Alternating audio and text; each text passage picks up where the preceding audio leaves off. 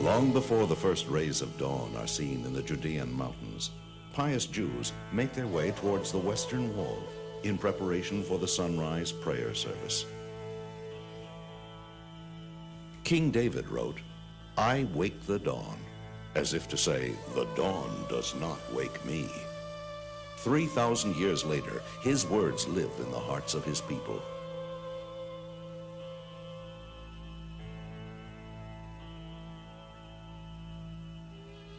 "I will not come into my house," David promised. "I will not climb into my bed. I will not give sleep to my eyes nor slumber to my eyelids until I find a place for God, a dwelling for the mighty one of Jacob." All his life, David sought to find this most sacred place and to build God's holy house in Jerusalem. For here, God would reveal his divine presence, and from here would rise the prayers of every Jew and the prayers of all mankind. It is here that Jacob had lain down to sleep and had dreamed of a ladder reaching to the heavens, and upon awakening from his dream exclaimed, "Behold, this is none other than the house of God, and this is the gate of heaven."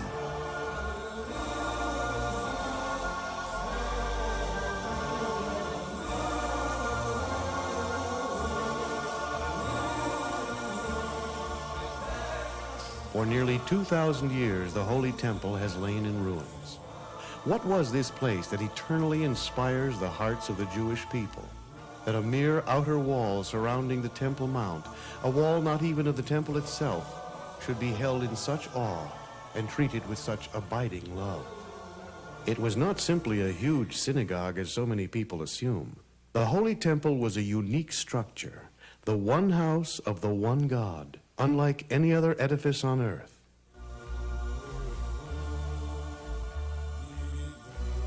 In the final chapter of Isaiah, God speaks, "The heavens are my throne, and the earth my footstool. Where is the house that you would build for me? Where is this resting place?" And yet they built the impossible. They built a house for God. The Holy Temple was first built by King Solomon on the site established by his father David. The Temple of Solomon stood for 410 years, then was destroyed by Nebuchadnezzar, who led the Jews into exile in Babylon. 70 years later, the people were gathered back into the land of Israel, and the temple was rebuilt by Ezra the scribe under the benevolent protection of King Cyrus of Persia.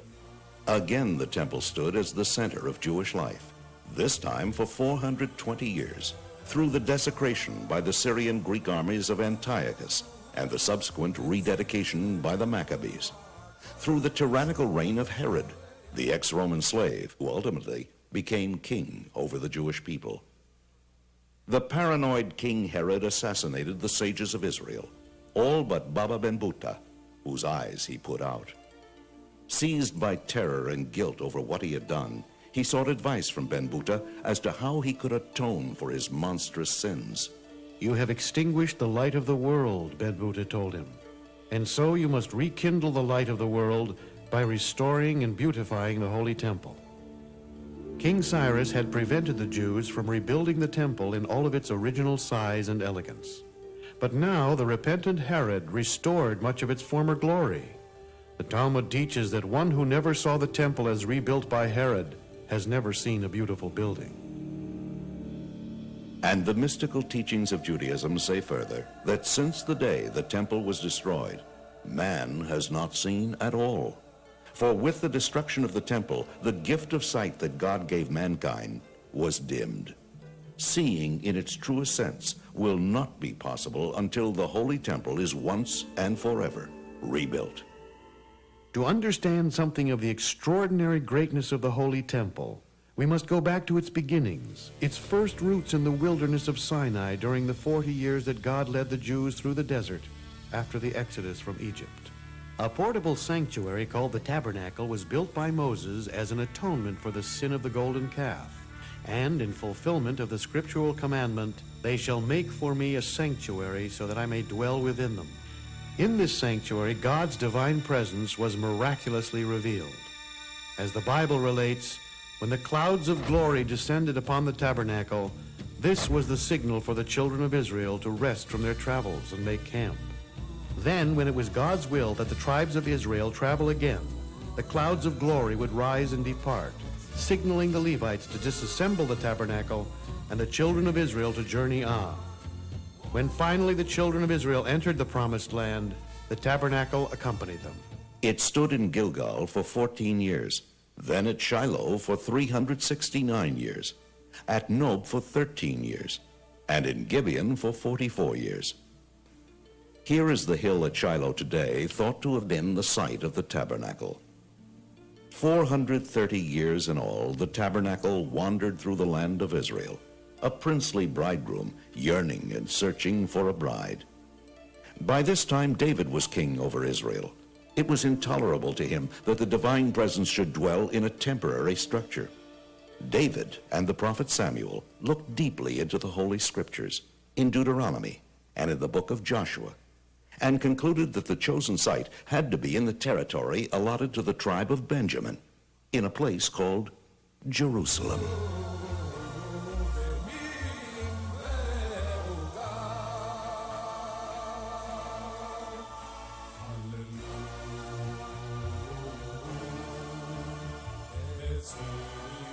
From the moment King Solomon built the Holy Temple and consecrated it, Jerusalem became the focal point for the soul of every Jew for all time. God no longer dwelled in a tent. The divine presence had taken up permanent residence in a great and glorious house of stone. The portable tabernacle was built primarily of overlaid wood and stretched cloth, both originating as plant life. But the temple had to be built entirely of stone. Since this was to be the permanent dwelling place of the godly light in this physical world, the light had to permeate the world down to its lowest aspect, inanimate matter, stone. Stones of all shapes, sizes, and qualities were utilized in the construction. The largest stone known to have been used weighs more than 400 tons. The stones used for the great altar had to be hewn without the aid of an iron tool, yet had to be as smooth as polished glass. If a scratch the thickness of a fine hair were found, that stone was removed from the altar and replaced and buried beneath the temple. An extraordinary series of miracles occurred during the building of the first temple. Throughout the 8 years of its construction, not one of the many thousands of laborers died or fell ill. But then, when the construction was completed, all the workers fell dead. And God spoke from heaven, saying that he would give them all their full reward in the next world, the eternal world. This so that the kings and rulers of other lands would not use these same workers for their own buildings and boast that those who built the house of God now work for us. The sages of Israel report in the Mishnah that the Temple Mount measured exactly 500 cubits by 500 cubits, which is approximately 1,000 feet by 1,000 feet. The great inner building of the temple was called the Heichal. It housed the portico, within it the sanctuary, and within it the Holy of Holies. The Heichal at its base stood 44 feet above the rest of the Temple Mount and rose to a height of 240 feet, equivalent to a modern-day 20-story building. The walls of the interior of the Heichal were lined with cedar wood and then overlaid with pure gold. Water reached the temple from underground in Jerusalem and through aqueducts from as far away as Hebron, a distance of more than 30 miles. Cisterns, pipes, and pools stored the water under the Temple Mount. An intricate system of subterraneous halls and vaults, passages and tunnels, a veritable underground city, was hewn out of the solid rock beneath the Temple Mount. The cavernous space between the ground above and possible graves beneath provided spiritual protection for the Jewish priests, who by scriptural law would become spiritually defiled in the presence of a corpse and temporarily forbidden to enter the temple.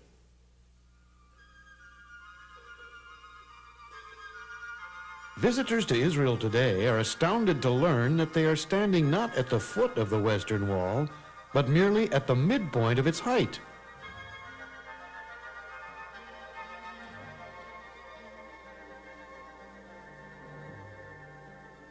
Three times a day the people pray, "Look with favor, Lord our God, upon your people Israel.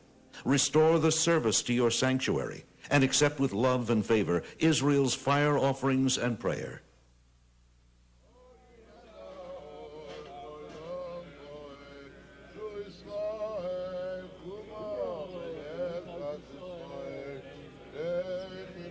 And at the precise moment the sun breaks over the horizon, the people praying the sunrise service step forward to recite the Amidah, the 18 benedictions that forms the central prayer of every Jew.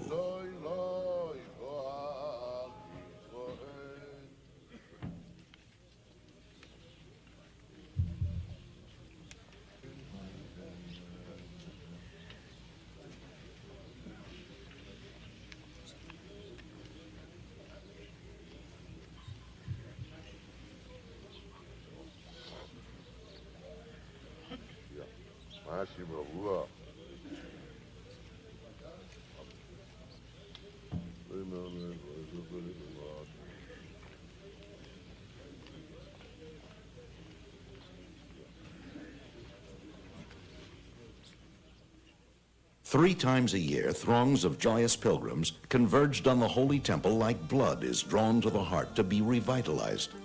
And Jerusalem was swollen with joy as her far-flung children, the people of Israel, came home to her from every place in the land of Israel and from beyond its borders.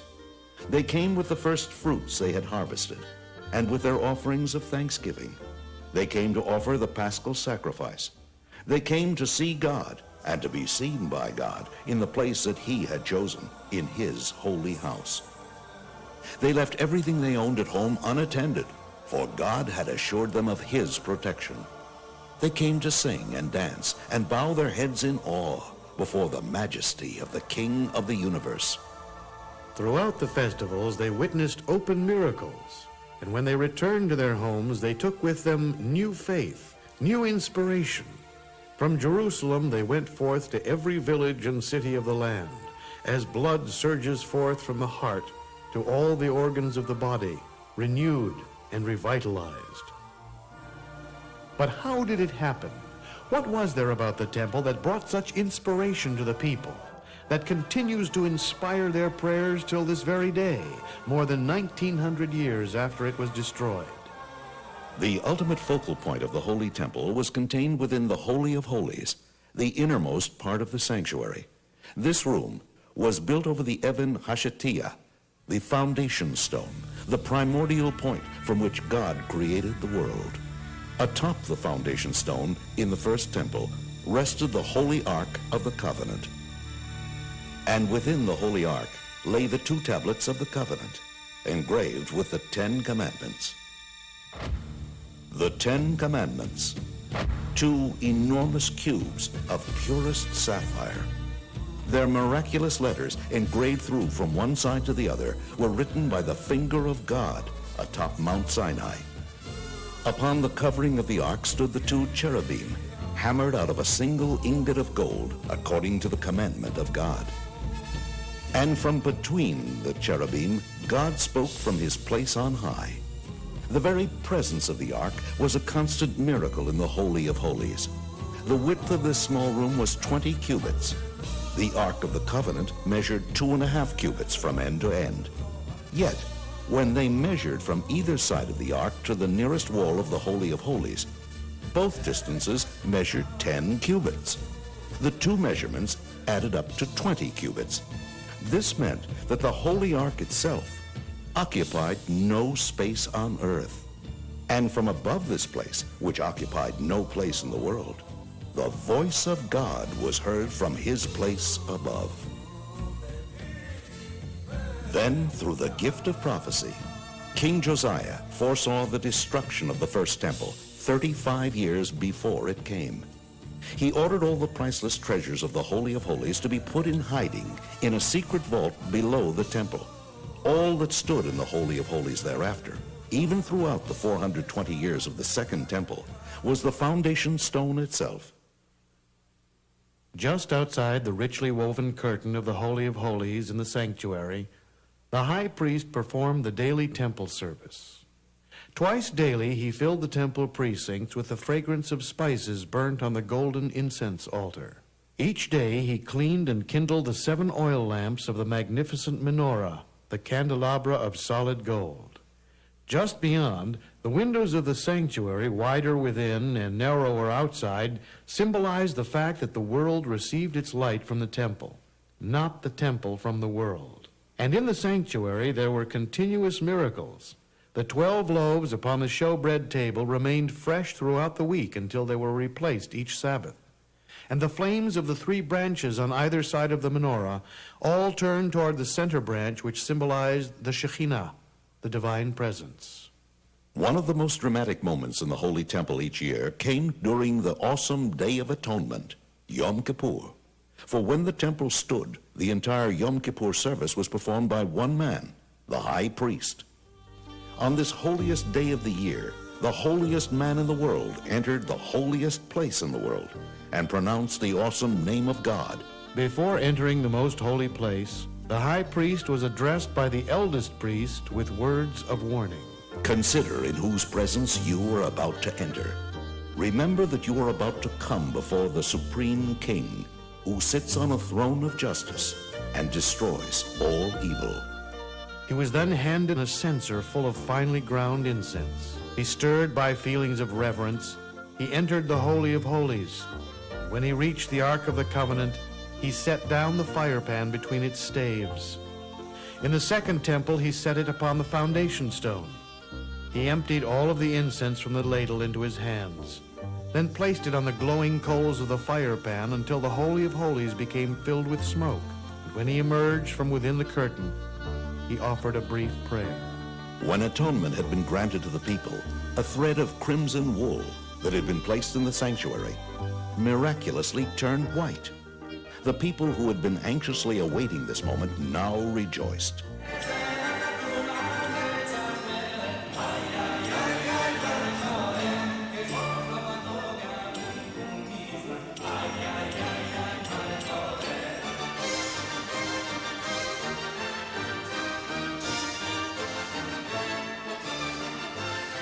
Fortunate is the eye that saw all this when the sanctuary stood on its foundation. But when the ear hears of it, our soul grieves. Fortunate is the eye that saw the house of the living God. But when the ear hears of it, our soul grieves.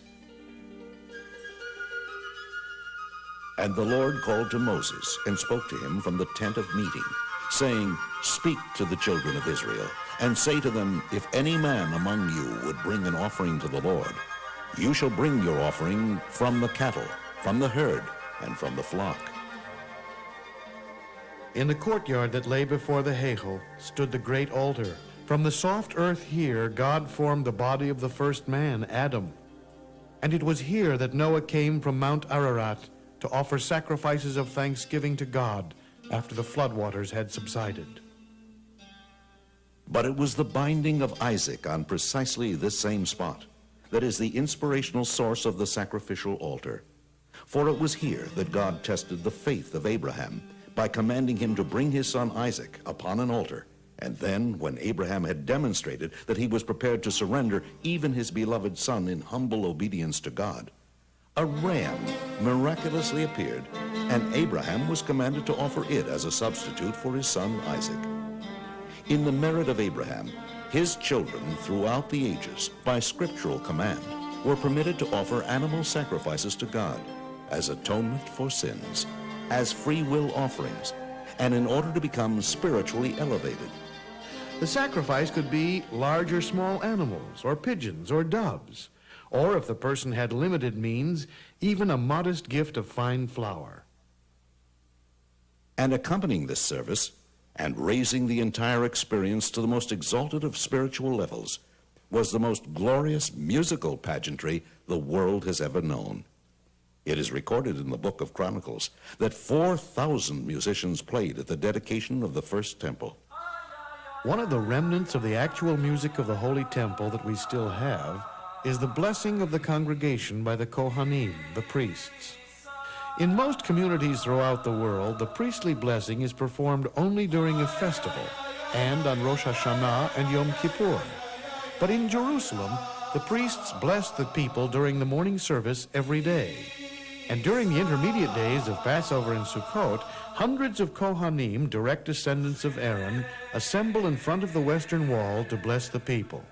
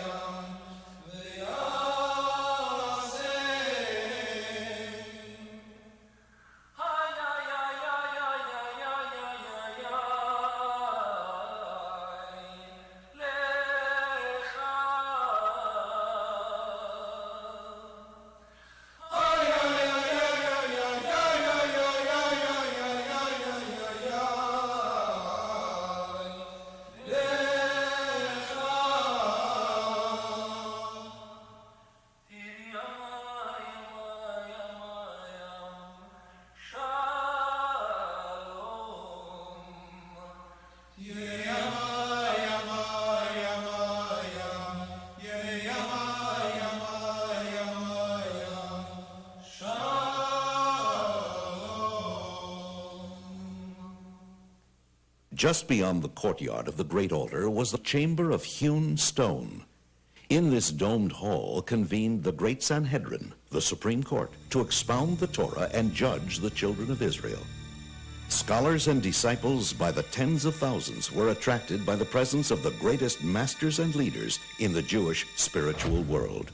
Their awesome presence made Jerusalem the intellectual capital of the world. When God commanded Moses to gather 70 wise men of Israel who would stand alongside him, this was the formation of the first great Sanhedrin.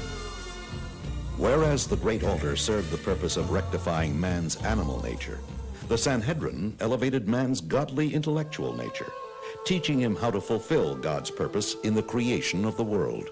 The human being, the crowning glory of the creation of the world, is like a holy temple himself.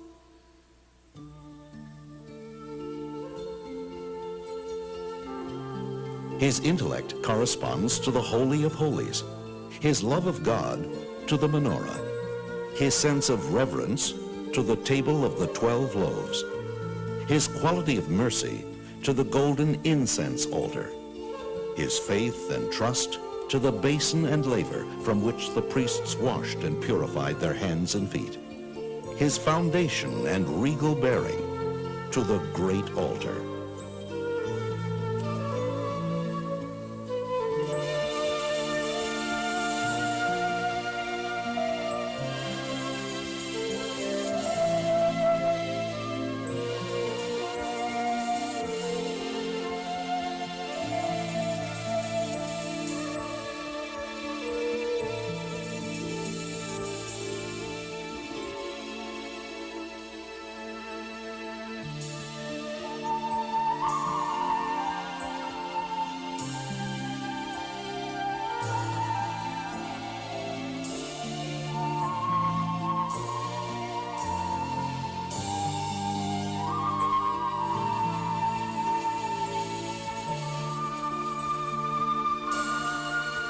King Solomon said, "The lamp of God is the soul of man."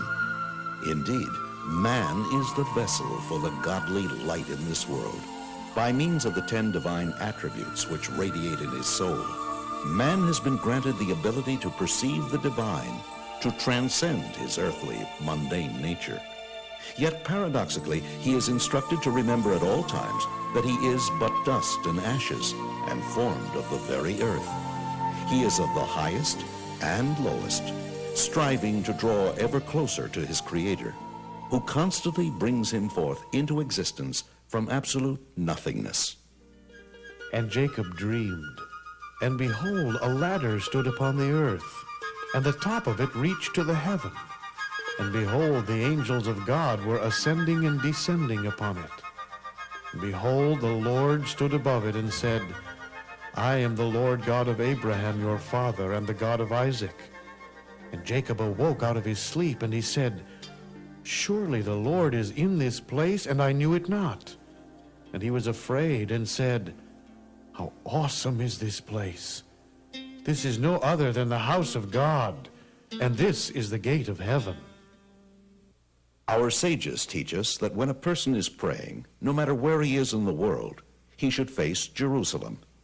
If he is in Jerusalem, he should face the site of the Holy Temple. If he is by the Holy Temple, he should direct his prayers to the space between the cherubim, the place of prophecy. And King David wrote, "This is the gate of the Lord, in which the righteous shall enter." As for why the Western Wall has become the most cherished site of the Jewish people, it is because this outer wall of the Temple Mount was built from funds contributed by the poor. So precious were these gifts that God decreed his divine presence would never leave the Western Wall, even after his house was destroyed, even during the long, bitter years of exile. And when the Sanhedrin is once more called together by our righteous Mashiach, the Messiah, he will ascend to this place, rebuild the Holy Temple, and all the peoples of the world will come up to Jerusalem to pay homage to the Lord. The qualities and dimensions of the temple that Mashiach will build is the subject of the last 9 chapters of the book of Ezekiel. They describe in minutest detail the physical structure of the third temple, the eternal temple which will never be destroyed. Its construction will usher in the time of the final redemption, when peace and harmony between man and between man and God will reign forever. And when the Holy Temple is rebuilt, the Jewish people will once more be able to perform all 613 commandments of the Torah, for all but approximately 90 are dependent on the existence of God's house. And the other nations of the world, the children of Noah, will observe the doctrine of the 7 Noahide laws, and the fulfillment of the prophecy of Ezekiel will be seen by all.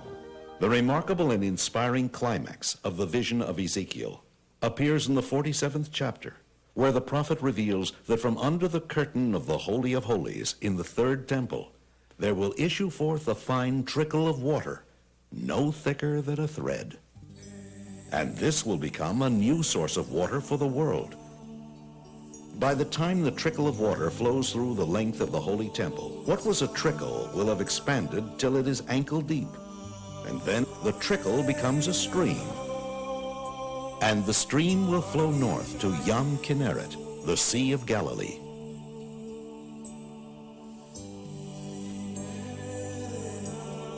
Every tree will be nourished from that stream, and the leaves of every tree will have healing powers through which every disease in the world will be healed.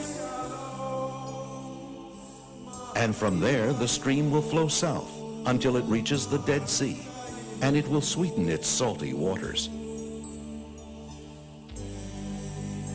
Whereas today no fish can live in the Dead Sea, its waters will then be able to support life, and there will be as many kinds of fish there as in the Mediterranean.